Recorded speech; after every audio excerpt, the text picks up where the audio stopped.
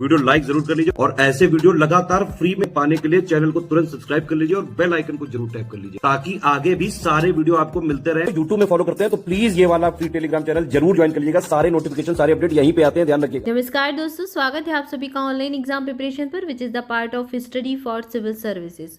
दोस्तों, भारतीय राज्य व्यवस्था के अंतर्गत पिछले वीडियो में मूल अधिकार देखे थे और मूल अधिकारों से संबंधित अनुच्छेद देखे थे और उनके विषय देखे थे। आज देखेंगे उससे संबंधित कुछ संशोधन और महत्वपूर्ण तथ्य।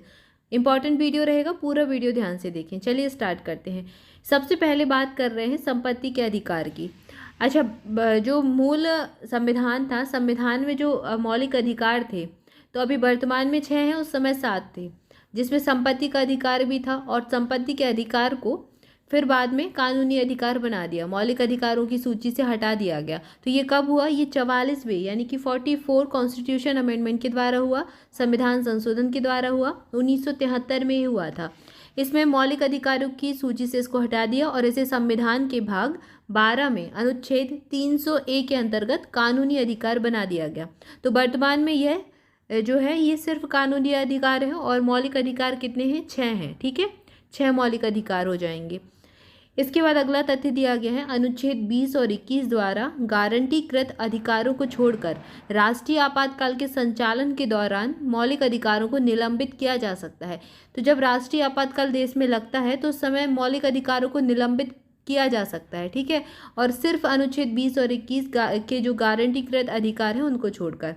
अनुच्छेद 19 द्वारा गारंटीकृत 6 अधिकारों को केवल तभी निलंबित किया जा सकता है जब या तो युद्ध चल रहा हो या फिर कोई बाहरी आक्रमण के आधार पर आपातकाल घोषित किया गया हो। तो जैसे कि आप जानते होंगे कि भारत के संविधान में 3 प्रकार के आपातकालों की बात की गई है। तो वही बताया गया कि राष्ट्रीय आपातकाल है तो राष्ट्रीय आपातकाल में 20 और 21 को छोड़कर बाकी को निलंबित किया जा सकता है। और 19 द्वारा जो 6 प्रकार के अधिकार दिए गए हैं, बोलने की स्वतंत्रता, व्यवसाय करने की स्वतंत्रता, संघ बनाने की स्वतंत्रता, विचरण करने की स्वतंत्रता, तो ये सारे दिए गए हैं। इनको निलंबित कब किया जा सकता है? जब तो या तो देश में युद्ध हो रहा हो या फिर कोई बाहरी आक्रमण हो। ठीक है, यहाँ पर ये बताया गया है। इसके बाद अगला तथ्य है, भारतीय संविधान के अनुच्छेद 19A के तहत 19(1) जो है उसमें सूचना का अधिकार एक मौलिक अधिकार है। यहाँ पर सूचना, राइट टू इन्फॉर्मेशन जो है, इसको मौलिक अधिकार के तौर पर इसमें बताया गया है। 1976 में राजनारायण बनाम उत्तर प्रदेश राज्य मामले में सुप्रीम कोर्ट ने फैसला सुनाया कि सूचना के अधिकार को अनुच्छेद 19 के तहत मौलिक अधिकार के रूप में माना जाएगा। तो ये राजनारायण बनाम उत्तर प्रदेश राज्य मामले से आया था। मतदान का अधिकार एक संवैधानिक अधिकार है और 19(1)A के तहत प्रेस की स्वतंत्रता की भी बात की गई है। तो आपसे कई बार एग्जाम में पूछा जाता है कि प्रेस की स्वतंत्रता किस संविधान के अनुच्छेद में दी गई है या फिर किस मौलिक अधिकार के अंतर्गत आती है। तो याद रखना है, अनुच्छेद 19(1)A के अंतर्गत आती है। यहाँ पर प्रेस की स्वतंत्रता या फिर बोलने का अधिकार, या फिर इसी में 19(1) में दिया गया है सूचना का अधिकार। ठीक है, ये सारी चीज़ें याद रखनी है, इंपॉर्टेंट है, एक एक फैक्ट। इसके बाद अगला जो तथ्य दिया गया है, 46वें संविधान संशोधन से दिया गया 46 वाला कॉन्स्टिट्यूशन अमेंडमेंट।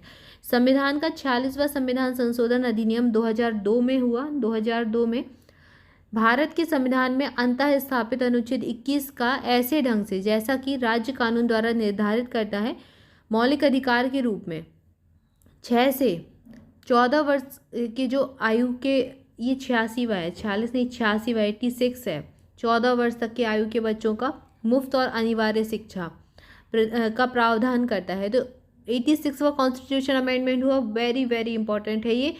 अगर आपसे पूछा जाए कि संविधान के जो अनुच्छेद है 21 में जो मौलिक अधिकार दिया गया है कि 6 से 14 वर्ष तक के जो आयु के बच्चे उनको मुफ्त और अनिवार्य शिक्षा दी जाएगी सरकार के द्वारा, तो ये किस संशोधन से आया? तो ये 86वां संविधान संशोधन था, 2002 में हुआ था, जिसमें 6 से 14 वर्ष तक के आयु के बच्चों को मुफ्त और अनिवार्य शिक्षा का प्रावधान किया गया है। ठीक है, इसको याद रखना है।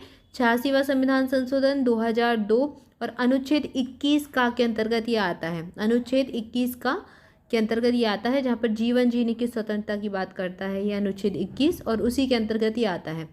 इसके आगे क्या है? निःशुल्क और अनिवार्य बाल शिक्षा RT अधिनियम जो है ये 2009 में आया था। इसमें बच्चों का अधिकार है कि जो बच्चे जो अनुच्छेद 21 का के तहत परिणामी विधान का प्रतिनिधित्व करता है, इसका अर्थ क्या है कि औपचारिक स्कूल जो कतिपय अनिवार्य मानदंडों और मानकों को पूरा करता है, वे संतोषजनक और एक समान गुणवत्ता वाली पूर्णकालिक प्रारंभिक शिक्षा के लिए प्रत्येक बच्चे का अधिकार है। तो पहले क्या, ये अधिनियम आया, ठीक है, और अधिनियम अच्छे से पहले ये मौलिक अधिकार इसको बनाया गया और फिर अधिनियम ये 2009 में आया ताकि अच्छे से ये सारी चीज़ें रेगुलेट की जा सके। अनुच्छेद 21 का और आरटी अधिनियम 1 अप्रैल 2010 को लागू हुआ। 1 अप्रैल 2010 को ये लागू हो गया था। ये जो 2009 में अधिनियम बना, 1 अप्रैल 2010 से इसको लागू कर दिया गया पूरे देश में। इसके बाद अगला तथ्य है, भारतीय संविधान का अनुच्छेद 13 घोषित करता है। अब अनुच्छेद 13 की बात हो रही है यहाँ पर। आर्टिकल 13 क्या कहता है कि मौलिक अधिकारों से असंगत या फिर उनका अल्पीकरण करने वाली विधियाँ शून्य होंगी। दूसरे शब्दों में यह स्पष्ट रूप से न्यायिक समीक्षा के सिद्धांत का प्रावधान करता है। यह शक्ति सर्वोच्च न्यायालय के अनुच्छेद 32 और उच्च न्यायालय में अनुच्छेद 226 को प्राप्त है, जो किसी कानून को असंवैधानिक घोषित कर सकते हैं।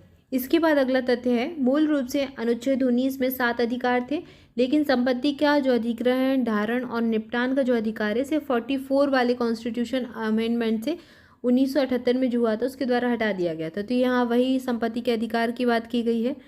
मौलिक अधिकारों के कार्यान्वयन का जो दायरा है, अनुच्छेद 31(1) संपत्ति आदि के अधिग्रहण के लिए प्रदान करने वाले कानूनों की जो बचत है।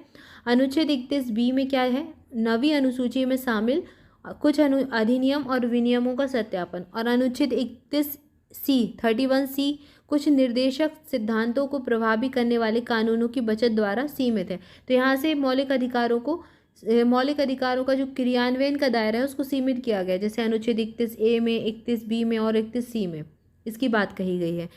इसके बाद अगला तथ्य दिया गया है, जब किसी नागरिक के मौलिक अधिकारों का उल्लंघन होता है तो पीड़ित पक्ष के पास सीधे उच्च न्यायालय या फिर सर्वोच्च न्यायालय में जाने का विकल्प होता है।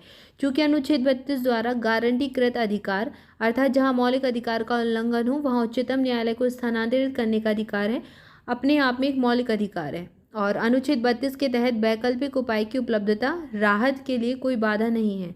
हालांकि सुप्रीम कोर्ट ने फैसला सुनाया कि जहां अनुच्छेद 226 के तहत उच्च न्यायालय के माध्यम से राहत उपलब्ध है, पीड़ित पक्ष को पहले उच्च न्यायालय का रुख करना चाहिए। तो यहाँ पर ये बात कही गई है कि मौलिक अधिकारों का जो रक्षक होता है वो क्या है, सर्वोच्च न्यायालय है। सर्वोच्च न्यायालय में पीड़ित पक्ष को सीधे तौर पर जाने का अधिकार होता है। क्लियर है। और उच्च न्यायालय इसी के लिए काम करता है अनुच्छेद 226 के तहत, और सर्वोच्च न्यायालय में अनुच्छेद 32 के तहत जा सकते हैं। इसके बाद अनुच्छेद 33 के बारे में बात की गई है, आर्टिकल 33। इसके तहत क्या है, भारत की संसद के पास सशस्त्र बलों और अर्ध सैन्य सदस्यों के मौलिक अधिकारों को समाप्त करने या फिर प्रतिबंधित करने की शक्ति है। संविधान के अनुच्छेद 33 पर केवल भारत की संसद को कानून बनाने की शक्ति प्रदान की गई है और राज्य सरकारों को नहीं है। तो आर्टिकल 33 के अंतर्गत केवल संसद कानून बना सकती है, राज्य सरकारों को अधिकार नहीं है। मूल जो अधिकार है इनको प्रतिबंधित किया जा सकता है जबकि किसी भी क्षेत्र में मार्शल लॉ लागू हो। अगर कोई ऐसा क्षेत्र है जहां पर मार्शल लॉ लागू किया गया है तो वहां से मौलिक अधिकारों को प्रतिबंधित किया जा सकता है। मार्शल लॉ का अर्थ क्या है, आदेश को बहाल करने के लिए असमान परिस्थितियों में लगाया गया सैन्य शासन। आर्टिकल 34 यह राष्ट्रीय आपातकाल लागू करने से भिन्न है। राष्ट्रीय आपातकाल अलग होता है, पूरे देश में लगता है। मार्शल लॉ जो है वो किसी एक विशेष क्षेत्र में लगता है। इसके बाद अगला तथ्य है, उनमें से अधिकांश सीधे प्रवर्तनीय हैं जबकि उनमें से कुछ को उन्हें प्रभावी करने के लिए बनाए गए कानून के आधार पर लागू किया जा सकता है। ऐसा कानून केवल संसद द्वारा बनाया जा सकता है, ना कि राज्य विधानसभाओं द्वारा, ताकि पूरे देश में एक रूपता बनी रहे। आर्टिकल 35 ये बात कहता है। इसके बाद अगला तथ्य दिया गया है, डॉक्टर VR अम्बेडकर ने इन सिद्धांतों को भारतीय संविधान के नोवल फीचर्स के रूप में वर्णित किया है। इन्होंने कहा कि नोवल फीचर्स हैं भारतीय संविधान के, मौलिक अधिकारों की बात हो रही है यहाँ पर। मौलिक अधिकारों के साथ निर्देशक तत्व हैं जो नीति निर्देशक सिद्धांत हैं, इनमें संविधान के दर्शन को समाहित करते हैं और संविधान की ये आत्मा है। और इसके बाद ग्रानविले ऑस्टिन हुए हैं, इन्होंने नीति निर्देशक जो तत्व हैं और मौलिक अधिकार हैं इनको संविधान के अंतरात्मा के रूप में वर्णित किया है। तो अलग अलग लोगों ने अलग अलग प्रकार से अपने मत दिए हैं। अम्बेडकर ने कहा कि नोवल फीचर्स हैं, ग्रानविले ऑस्टिन जो है उन्होंने कहा कि संविधान के अंतरात्मा है। भारत के संविधान के अनुच्छेद 300 का के तहत जो 300A है, इसमें संपत्ति के अधिकार अभी भी एक संवैधानिक अधिकार, कानूनी अधिकार और मानव अधिकार है। हालांकि अभी ये मौलिक अधिकार नहीं रहा। ये अलग अलग तरीके से कई बार फैक्ट पूछा गया है एग्जाम में, इसलिए हर प्रकार से जैसे जैसे पूछा गया है हर प्रकार से उसकी लैंग्वेज को अलग करके आपको बताया गया है ताकि आप कंफ्यूज ना हो, क्लियर रहे आपको चीज़ें। इसके बाद अगला तथ्य है, भारतीय संविधान के अनुच्छेद 21 का के तहत यानी 21A के तहत जो 21A के तहत जो भारत में 6 से 14 वर्ष तक के लिए मुफ्त शिक्षा, बच्चों की जो मुफ्त शिक्षा है और अनिवार्य शिक्षा का अधिकार अधिनियम है। इसे शिक्षा का अधिकार अधिनियम का अधिकार जो है ये 1 अप्रैल 2010 से लागू हुआ था, ये पहले ही बात कर चुके हैं। 2019 अनुच्छेद 15(6) और 16(6) के तहत EWS आरक्षण आया। अब यहाँ पर EWS आरक्षण इकोनॉमिक वीकर सेक्शन का जो आरक्षण है, आर्थिक रूप से कमजोर वर्ग के जो आरक्षण दिया जाता है, उसकी बात कहाँ पर की गई है, या अनुच्छेद 15(6) और 16(6) के तहत आया है और 2019 में आया था, इसको याद रखें। इसके बाद अगला तथ्य है, वर्ष 2019 में 103वें संविधान संशोधन के माध्यम से भारतीय संविधान के अनुच्छेद 15 और 16 में संशोधन किया गया। संशोधन के माध्यम से भारत के संविधान में 15(6) और 16(6) को शामिल किया गया ताकि अनारक्षित वर्ग के आर्थिक रूप से पिछड़े लोगों को आरक्षण का लाभ दिया जा सके। तो इसमें संशोधन किया गया, 15 और 16 जो संविधान का अनुच्छेद है उसमें 16(6) और 15(6) जोड़ा गया, वर्ष 2019 में हुआ था। और 103वां संविधान संशोधन था जहाँ से EWS इकोनॉमिक वीकर सेक्शन वाला जो रिजर्वेशन है वो आया। ठीक है, यहाँ पर इतना ही, इसके आगे नेक्स्ट वीडियो में देखेंगे। तब तक के लिए आप सभी ऑनलाइन एग्जाम प्रिपरेशन के साथ जुड़े रहें। चैनल को सब्सक्राइब जरूर कर लें, वीडियो को लाइक जरूर कर लें और अपडेट और नोटिफिकेशन के लिए आप टेलीग्राम चैनल ज्वाइन कर सकते हैं, उसकी लिंक आपको डिस्क्रिप्शन में मिल जाएगी। Thank you for watching this video. मिलेगी नेक्स्ट वीडियो में। Thank you so much.